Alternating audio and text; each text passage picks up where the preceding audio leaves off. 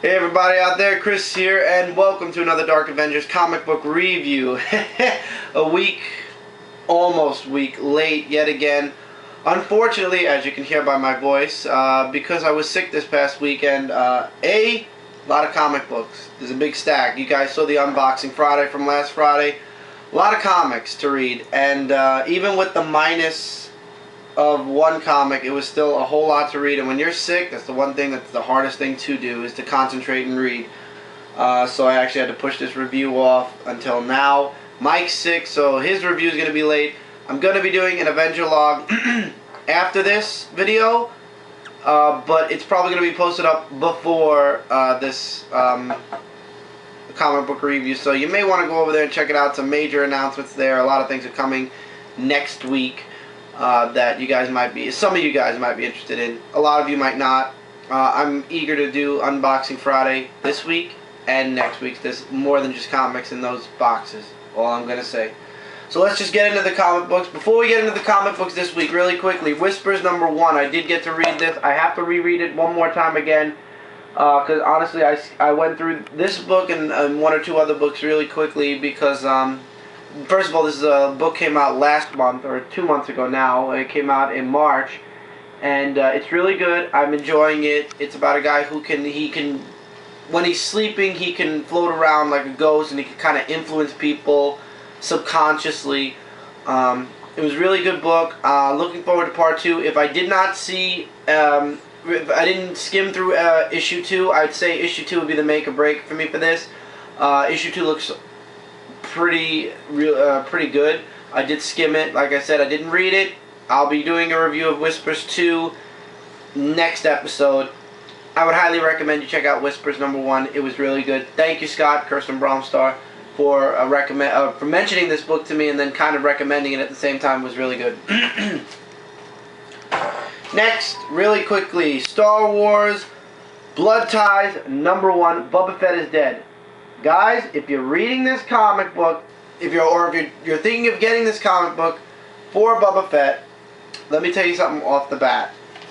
And it's stated on the very first page. He's dead. This is the only time you're going to see him. The end. Boba Fett's dead, and now there's somebody going around looking for answers to who killed Boba Fett, and basically I guess he's looking for revenge against who had Boba Fett killed. And he goes along using another character in this book's ID, what's it called? ID what? Identity tab. Basically that's this thing, which gives your identity. It's like a state ID sort of thing, or a space ID, so to speak. The artwork is beautiful in this book. I really like this artwork. It was a good first issue. Looking forward to issue 2. It was a good cliffhanger ending. If you're a Star Wars fan, you'll be checking this out. If not, you won't be. It's, once again, up to you guys. New Deadwardians #2. No. A lot of talking. The only thing that might get me to come back to issue 3, and I stress might a lot, because especially with Avengers Versus X-Men, I'm not looking to waste money, even if it's just $2.99. Is they're going finally to the B sector. The artwork is the same, but I'll give you guys some artwork. Just a lot of talking, a lot of, like, the plot's moving, but at a super slow pace. I don't know. It's just not holding me as much as I thought it would. So I don't know. We'll see next month. You'll know by next month if you see this book back on my review or not. To be honest, I'm really just, yeah. I don't know, I like books that are fast paced. This book kind of slowed down, and I noticed why finally. Road Rage #3, no longer by Stephen King and Joe Hill. It is now by, when Mike's done scanning, it's now done by Richard Matheson. Yeah, it's a different story. The other story did have a The End. This is a brand new story, same truck, different person, same situation. Not a fan of it much. This issue kind of left me. So, and also the fact that now Stephen King and his son are now no longer working on this project. It has a little bit to do with that, but at the same time, it's like, I don't know, the book felt like it was missing something. I enjoyed reading about the tribe. I was hoping they would, like, continue the story or expand on it a little bit more. Maybe the truck comes back, who knows. But, I don't know, this story just didn't seem to captivate me as much as the other one did. It's a guy that's going to be late, so he's driving like crazy. Artwork's alright. It's pretty good. Not, yeah, you be the judge. I'm just going to show you. I'll come back for the next issue, but probably just to conclude this story arc, and then I'm gonna probably take leave of Road Rage. Unless there's a lot of books like this that come out, then I might actually waver getting rid of Road Rage completely. I don't know. But the first story was epic. I would highly recommend getting issues 1 through 2. Issue 3 kind of like, I don't know. It was alright, but it didn't hold me as much as the first 2 issues did. I'll probably give it another chance with issue 4, but after that it's gonna make or break it. Really quickly, I'm not gonna really discuss this because this is more along the line of something you'd read in your newspaper. Popeye #1 came out. Guilty pleasure. Complete, utter guilty pleasure. There's another book coming out in 2 episodes from now. That's another guilty pleasure, sort of like this. This is really great. If you're a fan of Popeye, the artwork is classic artwork. The cover is even made with like the kind of like the not like the glossy covers that they have now. Artwork is classic artwork. It was just a pleasure to read. I enjoyed it. It was nice seeing a little Superman kind of like homage to Action #1.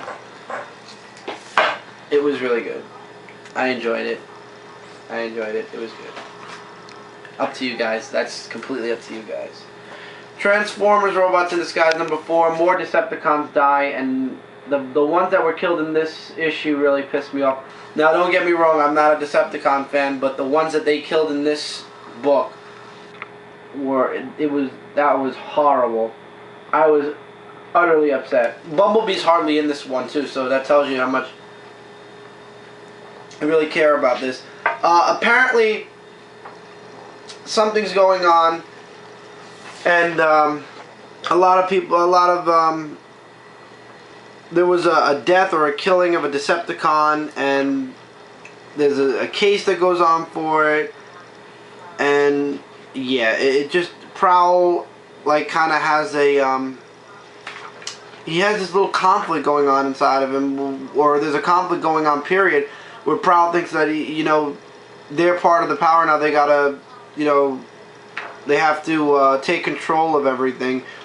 And yeah, Prowl does not look to be going down the righteous path. He looks to be going down a pretty corrupt path. Not happy with the Decepticons that were killed in this book again.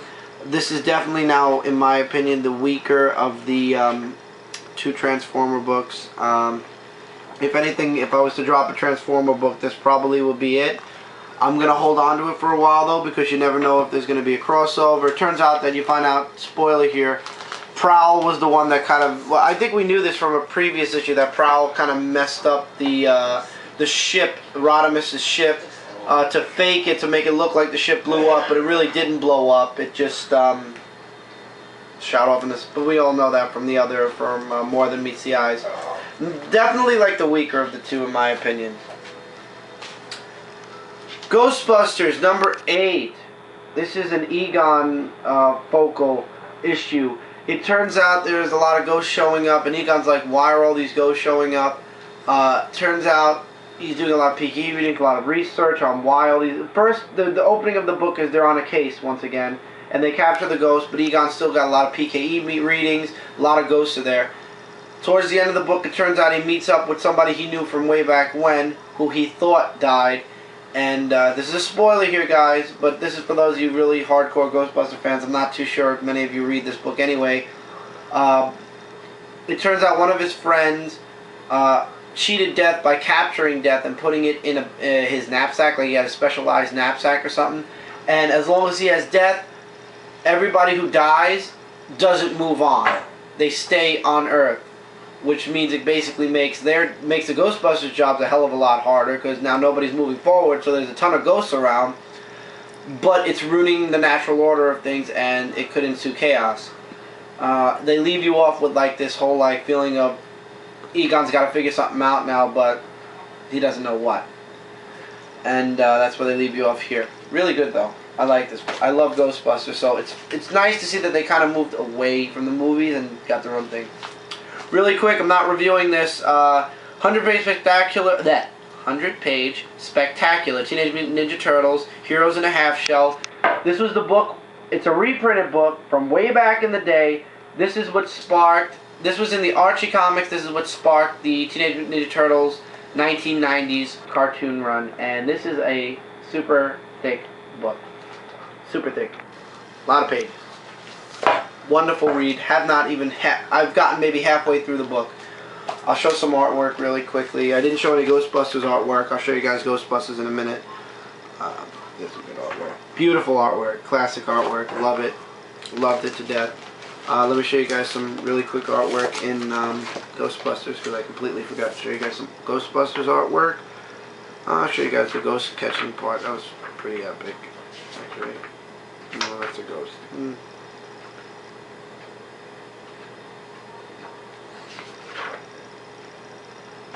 I want to try to get you guys, because there's a lot of talking in this book, so I want to try to give you guys some type of a good artwork's beautiful. So that was Ghostbusters. You guys saw TMNT.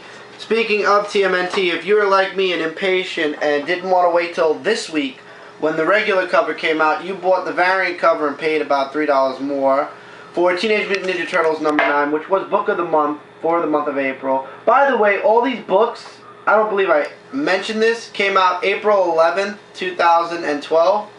I don't know if I mentioned that at the beginning of this. So this is the last week of April. Yep. It's the 25th. You said April 25th. April 25th. Allergies. Yes, definitely. 2012. So this is the last week of April. The regular cover came out the first week of May. If you're willing to wait till the first week of May, which it's TMNT, I couldn't, but I'm sure a lot of you can. You can wait till this week. It came out today. Today's Wednesday. You can grab it today, the regular cover. Epic.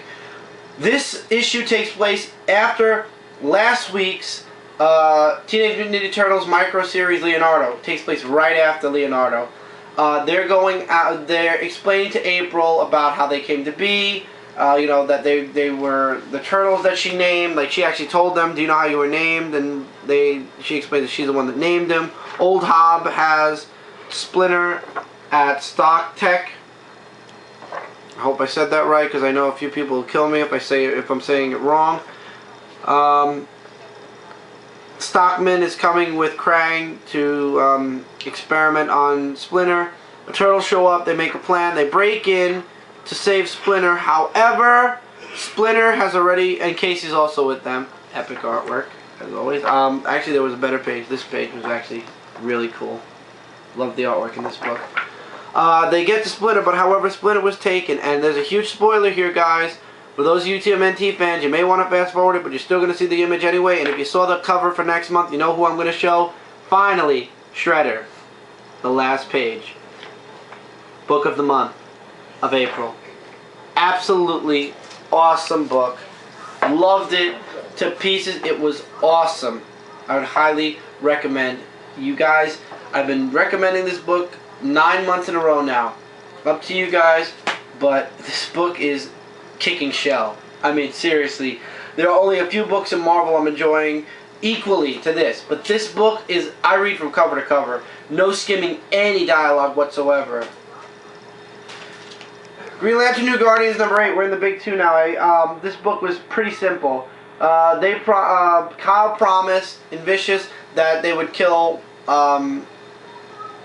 the Larfleeze to get away. It was basically just to buy them time. Everybody goes back to their own home planet. Akrillo finds out that the Sinestro Corps was taken out. This book is once again one of those books that weaves through the 2 other Green Lantern books. I have a feeling this is going to be like maybe if not 12, a 24 issue series. It'll be closed off, and then there'll be another third series, or maybe this will keep going. Who knows? But this series, it interweaves through the Green Lantern books, because there is a reference to when Monk leaves. They say it references to Green Lantern number 9. So basically, that's what they're saying. Monk leaves to go into Green Lantern number 9, and if you want to know what happens with Monk, you got to read Green Lantern number 9. So it interweaves between the Lantern books, and also the whole part about Sinestro. There's something in the back of this. The whole part about Sinestro turning his back on the Sinestro Corps. It's all mentioned here, but you'd have to have read the Green Lantern book to know what happened. Spoiler alert, Acrillo gets his own Yellow Lantern ring and his own Yellow Lantern that is not powered by Sinestro's ring at all, so he can still be a Yellow Lantern, but he's like the last of the Yellow Lantern, so to speak. And and the ring is unstable. Next issue involves the Blue Lanterns.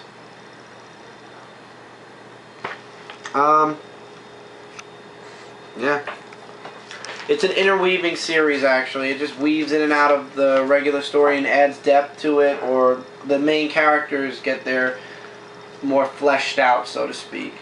Also, there's references to why Kyle Rayner's ring still works, and how he doesn't even understand how it works, but I'm sure it'll be explained somehow down the line or whatever. Batman the Dark Knight number 8. Don't be fooled by the cover. White Rabbit is not in this issue. Tweedledee and Tweedledum are, and so is the Mad Hatter. There are still escapees from Gotham. This whole book is about Batman catching Tweedledee, Tweedledum, and the Mad Hatter. Commissioner Gordon goes for a psychiatric evaluation because of Tweed, and we all hate that guy by now. You all know who he is if you've been reading The Dark Knight since before the relaunch. He was cleared by the psychologist that he sent him to, so he can't bother him, at least for now, anymore. And in the end, of course, Batman does what he does best, and yeah. There's a few parts here and there. Artwork is alright for the most part. But yeah, I don't know why White Rabbit is on all the Dark Knight issues. Apparently she's going to be playing a huge role in the Dark Knight at some point, or she's playing like a cameo role for the series. But next issue is the Night of the Owls crossover, so whatever's going on is going to have to wait till the next story arc starts. Next story arc, make or break it for Batman the Dark Knight for me, because this issue for me was 50-50. It was alright. Aquaman number 8 explains the Outsiders and how after Aquaman's father died, he left home, and then a year later he came back with his friends. A lot really wasn't explained. It was just like a brief outline of what's going on, how they fought against Black Manta, you know, who everybody was. There was a flashback for a little bit, how all of them have a piece of the Atlantean Atlantean stuff, and Black Manta is basically after all of them to get all the pieces. And it's just a beautiful book. Artwork is beautiful. Wait, Ivan Reis is just awesome at his artwork. Mira wants to know more about the others, and Black Manta actually sends people after Aquaman, and I keep forgetting this girl's name for the life of me, but the person that he's with right now, I don't know if they actually give her name at the beginning of the book, but I'll give it a shot.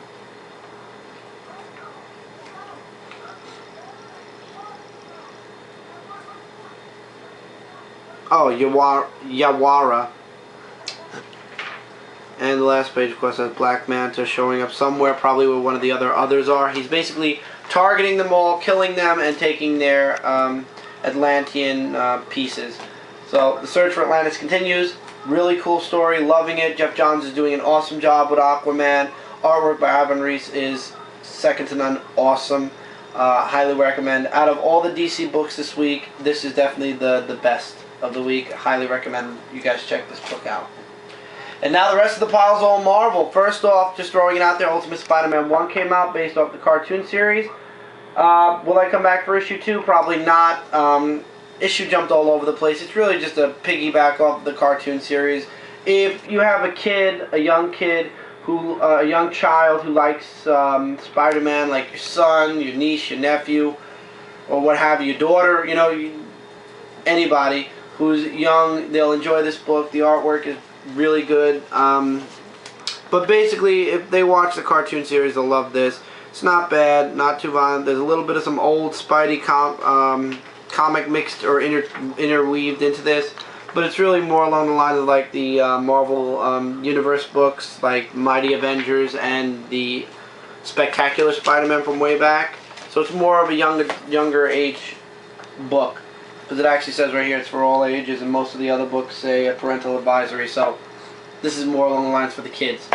Probably won't come back for issue 2. It was a nice read, but that's basically it. I thought it would be more of a, expansion with Ultimate Spider-Man. It really... Book that kind of disappointed this week for me was Wolverine 305. A villain I really didn't care about. Once again, Wolverine delving into his past. Remember, he remembers everything about his past now, but there's certain things he wishes he didn't remember. It involves this guy that does crazy science work. It involves Project X, because he's, for those of you who don't know already, he's part of the, I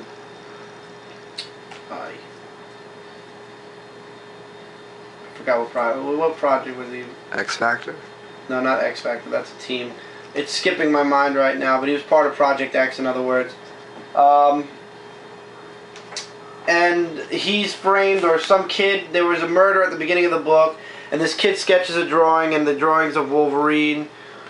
Wolverine's having some sadistic hallucination, so to speak. The artwork is really nice, though. I will admit that the artwork is really, really good. I want to get to the artwork. He gets attacked by these brain monsters. To be honest, this is one of those few books that I actually skimmed through that I actually do have to reread through again.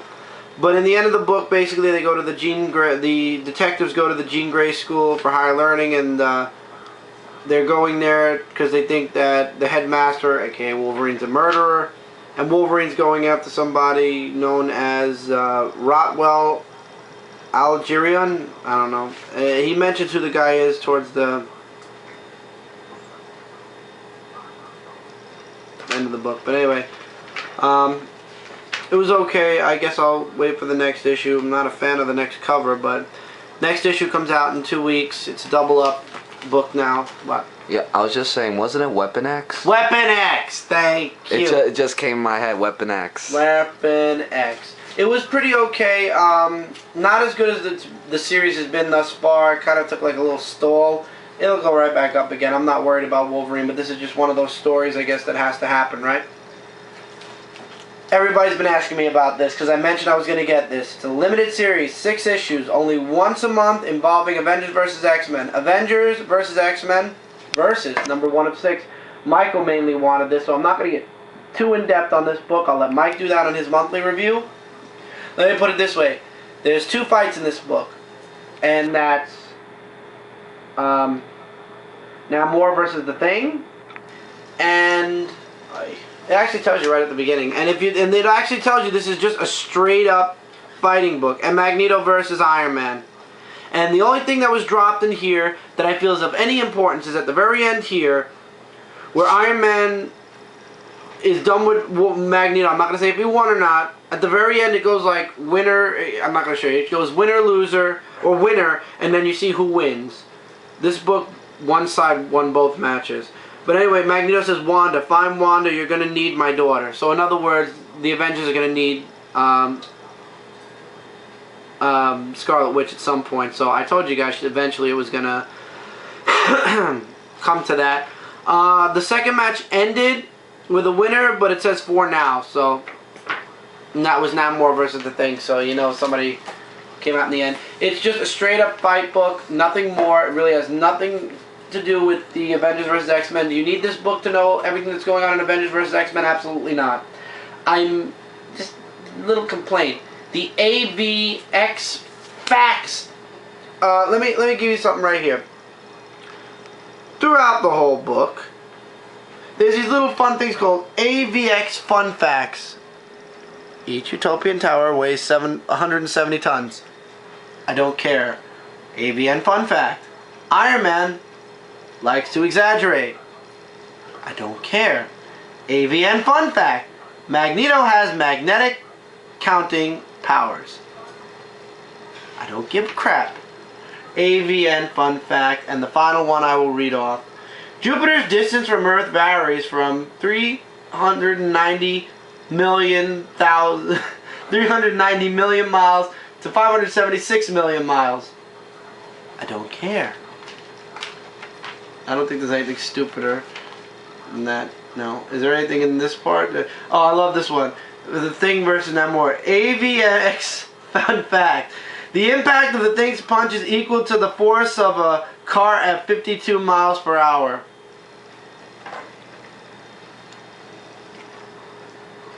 I stopped reading them after a while. I mean, it was... I don't know if they're just doing this to be funny or not, but AVX fun fact. Stop AVX fun fact. It's kind of... it's amusing, but it's of no interest or use to any of the readers. Really, I didn't care. I found them like a funny little anecdote to go back and read this book over again just to read those. So Mike will be reviewing this more in depth later. 2 Cap books. Captain America number 10. Captain America gets his super soldier serum popped back on. He is forever a super soldier again. It's been fixed. Let's move away from this story. Cap saves the day at the end. Thank you, God. Bravo fights him for a short period of time, and then he escapes. Machine Smith goes away, but there's a little catch that that is mentioned at the end. I'm not going to give it away here, but this book was just good. The ending was perfect. The end, it doesn't need to be expanded on anymore. Next issue is they were talking about this at a convention. It's Captain America going into the oh God, Protective Service. I'm looking forward to the next issue. It's moving away from all this Captain America, Super Soldier, no more thing bullshit. No more thin Steve Rogers. No more losing the Super Soldier serum. He's now just Steve Rogers. Period. The end. No more. Captain America, Super Soldier, complete. Little fact though, it turns out that in Battle Scars ended. I do want to make mention of this. Nick Fury goes on to greener pastures, and his son, it's spoiler here, who looks just like Samuel L. Jackson, Nick Fury Jr., takes over as the head of S.H.I.E.L.D. just in time for the Avengers movie, which is, by the way, this Friday. Good luck getting into the theaters, guys. I'll actually be resting on Friday night. I will not be going to the movie theaters on Friday night or standing on those long lines, especially after work. I'm going home. I'll wait till the movie wears itself thin a bit and then either go watch it, or there are other ways to watch movies nowadays, but I'm not going to say how. Captain America and Hawkeye, 629. Basically, this is the Captain America team's book now. Cap and Hawkeye have a chemistry that it's wonderfully fun to read, but it's terrible for them. They don't get along at all. The beginning of this book, they're already in a fight that Hawkeye insinuated, and it wasn't even needed. People went missing. Hawkeye and Cap are there to find them, and Mike's giving me the wrap it up. We'll wrap it up. We'll come back. We'll finish off with this week's comic books. I will be back shortly. We'll finish this week, and I'll see you guys real soon.